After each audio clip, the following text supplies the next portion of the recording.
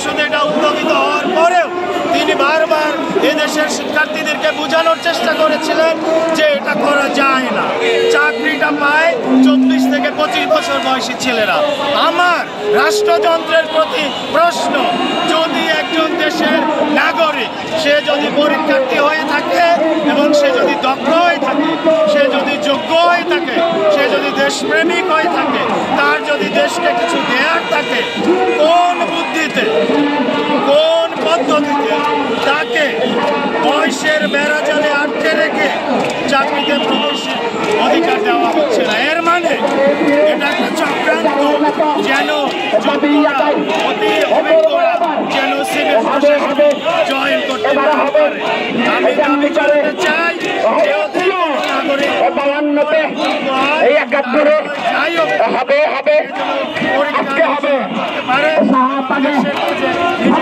নিয়োজিত রাখতে পারে। ধন্যবাদ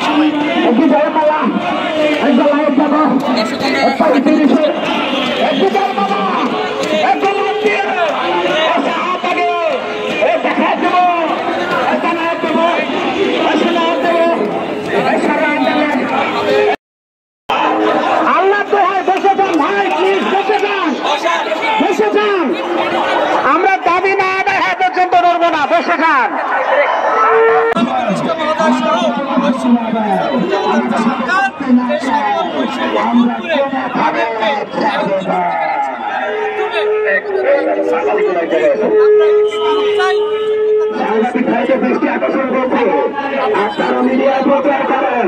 আমাদের এই 35-এর আন্দোলন, আমাদের এই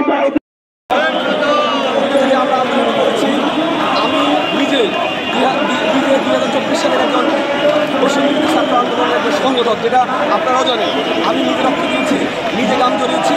আমি বলেছি যে আন্দোলনটি অনেক আন্দোলনে মেনে নেওয়া হয়েছে বিগত সরকার। আমরা বিগত সরকারের সাথে সরকারের সাথে এই সরকার তুলনা করব না।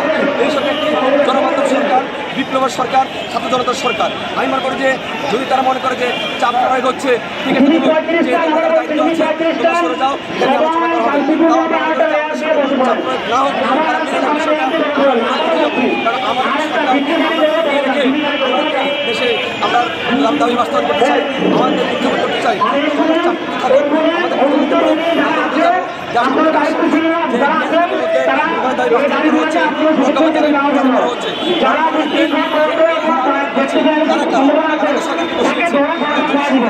আমাদের চাপ প্রয়োজন কিসের? বন্ধন মৈত্রী তো আছে, তারা বললে আমরা উঠে যাবো। আমাদের কাছে কথা দিক যে 35 দাবিটি, ন্যূনতম 35 দাবিটি বাস্তবায়ন করা হচ্ছে। তোমরা কথা দিচ্ছি, আমরা